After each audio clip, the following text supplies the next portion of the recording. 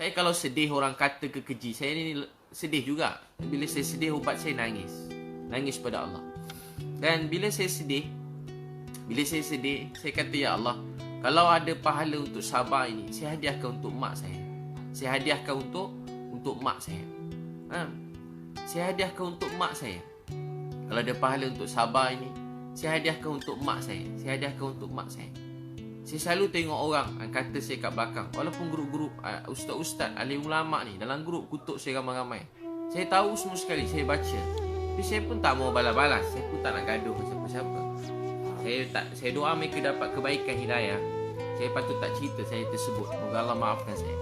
Jadi bila benda-benda macam tu saya terbaca, saya tahu ulang-ulang kali orang kata saya hari update status sana sini. Saya tak kacau hidup dia. Saya tak kacau hidup dia. Saya tak pernah sentuh hidup dia. Saya tak sebut nama dia. Saya tak pernah keji dia. Saya tak pernah hina dia. Saya tak pernah minta apa-apa kat dia. Sesin pun saya tak minta kat dia. Satu apa pun dia orang tak didik saya. Yang didik saya ustaz-ustaz, cikgu-cikgu saya dulu. Mereka dah meninggal dalam kubur. Saya tengah malam dengar seorang cikgu saya dah meninggal. Saya tak kenal dia. Tengah malam saya dengar ada orang tengah nangis kat Masjid Seri Petaling tu. Ada orang nangis. Saya pergi kat situ. Dulu, bukan yang baru ni, dulu. Saya tak pergi Masjid Seri Petaling baru ni masa Covid ni, saya tak pergi. Ramai ingat saya pergi. Ustaz dah buat saringan, saya tak pergi. Biasa saya pergi dulu. Sekali masa saya pergi, ada seorang tengah nangis doa. Tahu apa dia doa? Ya Allah, jagakanlah Habib Liu ni, Liu Yun Pao, Linda Liu. Dia doakan keluarga saya seorang-seorang. Siapa pula doa aku tengah malam ni? Saya tengah mengantuk, hilang mengantuk. Saya tengok-tengok di antara salah seorang cikgu saya yang saya dah tak jumpa lebih 10 tahun. Dia nangis untuk saya. Dia nangis untuk mak saya.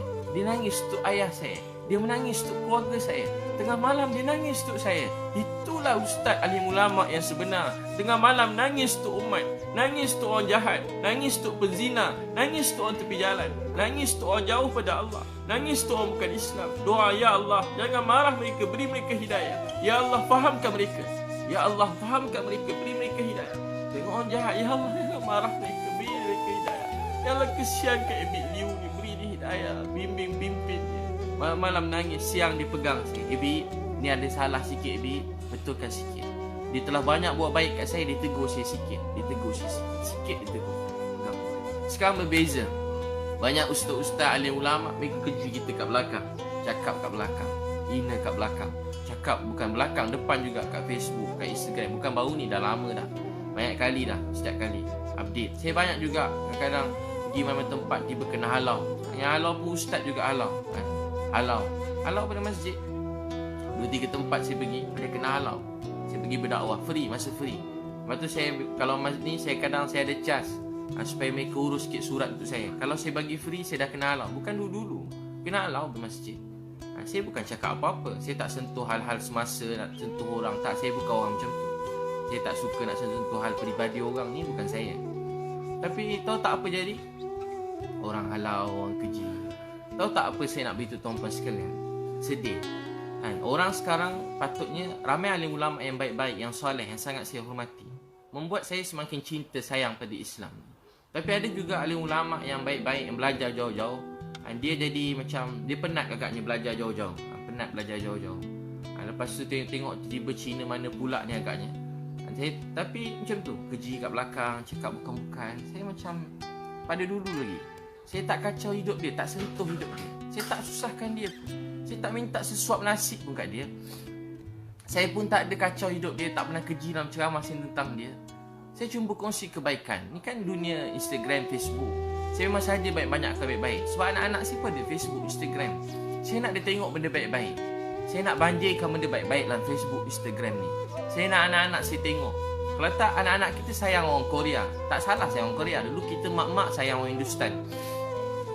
Tak salah tengok Hindustan sikit, tak salah. Tahu tak apa yang salah? Salah bila tak ada orang tengok Hindustan. Sekarang anak-anak Korea, sekarang terikut setengah-setengah. Bukan semua sikit-sikit terikut-ikut. Jadi kita nak marah orang Korea? Tak. Dia banyak kebaikan yang boleh kita belajar. Tapi tahu tak apa yang kita ni? Kita orang Islam kena banyakkan contoh-contoh yang baik. Meninggalkan contoh-contoh yang baik. Itu abang kakak. Apa tu dakwah? Dakwah ni, kita dakwah manusia. Tak nak agama, datang dekat pada agama. Itu dakwah. Malam nangis. Ya Allah, mereka tak tahu, tak faham, beri mereka hidayah. Ya Allah, mereka tak faham, tak tahu, beri mereka hidayah. Ya Allah, mereka tak faham, tak tahu, beri mereka hidayah. Ya Allah, mereka tak faham, tak tahu, beri mereka hidayah. Ya Allah, mereka tak faham, tak tahu, beri mereka hidayah. Saya kakak abang, saya kalau dakwah dekat, saya jenis tak takut kalau buat dakwah ni. Tapi dengan alim ulama, ustaz-ustaz, cikgu-cikgu ni, saya ada rasa, memang saya tahu saya bodoh, jahil. Jadi saya penuh rasa kemuliaan pada mereka, penuh rasa hormat, muliakan mereka daripada dulu. Daripada dulu saya hormat, sayang. Semua ustaz-ustaz, cikgu-cikgu ni saya hormat, saya sayang. Kalau dia orang ni hentam saya memang tak jawab, saya diam. Saya selalu rasa macam bodoh, saya nangis, sedih, saya nangis. Tapi kalau orang tepi jalan saya tak takut. Pada umur 15 saya pergi kat satu tempat, budak-budak jahat, si dakwah. Ketua dia badan bertatu, umur 30 lebih, kerja merompak sana sini. Yang saya pernah cerita, dia ikut sana. Motor beratus geng ni, motor-motor, motor-motor, budak-budak motor, budak-budak yang macam-macam, curi motor, curi kereta. Saya dakwah dia. Alhamdulillah, ramai ikut saya, mereka berubah. Sampai saya pernah cerita, dia berubah jadi sebaik-baik orang. Masa dia meninggal, masa kan berdakwah tengah malam, dia meninggal dunia. Tengah malam berdakwah, meninggal dunia. Orang baik. Sebab tu kita tak tahu kesudahan seseorang. Tu jangan pandang rendah pada orang tepi jalan, pada budak-budak jahat. Mereka anak-anak kita, mereka keluarga kita. Ya Allah, sayang mereka, mereka tak faham, tak tahu. Beri mereka hidayah. Jangan keji dia. Kita kalau baik sikit, dengki ke orang, benci orang jahat. Dia ni mana bapak dia tak belajar, tak ajar-ajar apa dia. Teruk tu. Dia tak belajar agama, jahil murakab. Kalau orang baik sikit, tak boleh buat apa dah. Degil, jahat tu tak boleh buat apa. Tak sekolah tu degil. Manalah, tak adalah Islam tu tidak dia tu. Habislah agama dia, neraka lah tempat. Wah, macam tu dia cakap kat orang lain. Kalau orang jahat cakap begitu pada orang baik, munasabah, sebab hati dia sempit. Tapi kalau orang-orang yang belajar agama, orang yang takut pada Allah, keji orang jahat, jadi kat mana iman dan Islam dan hati kita? Lepas tu kalau jumpa alim-alim yang benar-benar alim, mereka sangat memuliakan orang lain. Kalau orang jahat pun mereka sayang, ini kan pula pada orang baik-baik, mereka sayang. Kita tengok alim ulama penuh rasa hormat, rasa respect, hormat pada mereka. Jadi tuan-tuan dan perempuan yang Allah SWT sayangi, itu bila sedih, jangan sedih, percaya kita ada Allah. Baca inna lillahi wa inna ilaihi raji'un. Semua daripada Allah, kembali pada Allah. Allahumma ajurni. Ya Allah, ganjar ke atas musibah ini dan gantikan dengan yang lebih baik. Percaya ujian ni sebab Allah sayang. Bagus juga bila orang cakap. Saya pula kalau orang makin cakap makin semangat. Orang cakap makin semangat. Makin semangat. Malam orang macam-macam, saya order satu lori besar. Memang saya saja je. Orang kata ustaz nak tunjuk, memang saya saja nak tunjuk. Memang saya nak menunjuk. Menunjuk apa? Supaya orang bukan Islam mudah-mudahan dapat hidayah.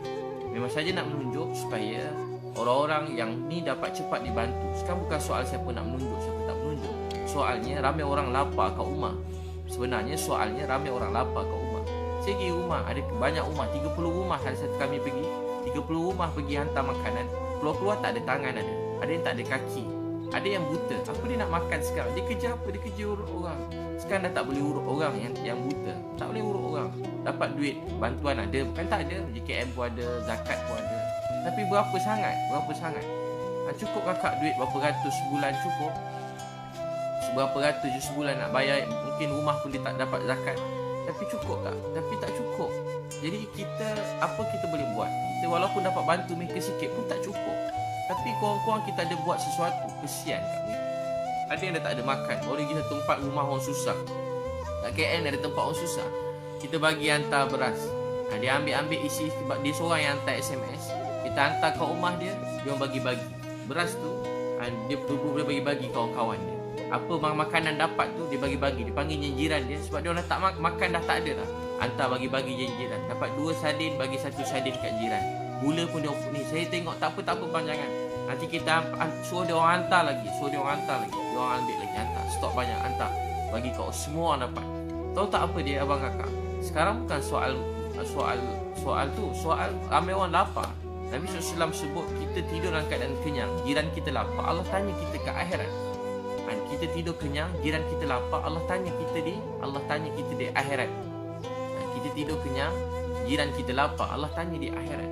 Jadi kita kena tolong seramai orang. Ini kan pula adik-adik beradik kita lapar, tolong dia. Ini waktunya. Bukan hari-hari datang COVID-19, datang waktu ni je. Di waktu ni untuk tunjukkan apa kita nak tunjuk pada Allah. Tunjuk ke Allah. Ada sekali Anas bin Nadar jumpa Nabi. Dia kata, ya Rasulullah, Dia tak dapat pergi perang Badar, dia sedih, nangis. Anas bin Nadar. Anas bin Nadar ni pakcik Anas bin Malik.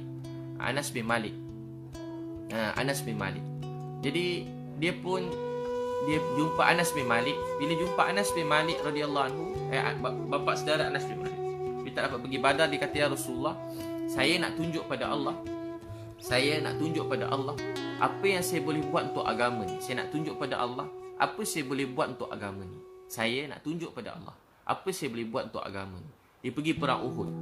Masa pergi perang Uhud, apa jadi, musuh datang pada atas bukit. Naik atas bukit tu, kemudian musuh datang dan dia kena tikam bahagian depan 80 kali. Sekali dah mati 80. Dia kata apa? Saya nak tunjuk pada Allah. Saya nak tunjuk pada siapa? Nak tunjuk pada Allah. Jadi kita buat baik ni memang nak menunjuk.